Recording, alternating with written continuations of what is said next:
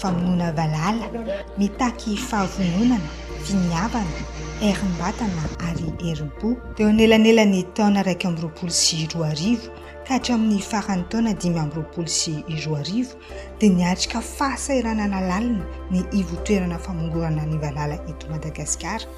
Karama tara tamin'ny karama tsy voaray, vola fampandehanan-draha ratsy ampy sady tara, toerana iasana tsy zarizary kanefa tonga ny fanovana tao anatin'ny 3 volana na minisitra azy Andriamatoa Rasatarimanana José Nirina, minisitra misahana ny fambolena sy ny fiompiana amin'ny maha-ministera piahany IFVM dia nandray fepetra mazava sy entitra. Niady amin'ny valala aloha zany lahara-pahamehana. Lahara-pahamehana voalohany ny famahana ny olan'ny karama, noraisina ny fepetra narenana ny fahatarana. Efa misaotra ny ministra ary mbola nikarakara koa momba ny karama izay nampijalana ato amin'ny FVM.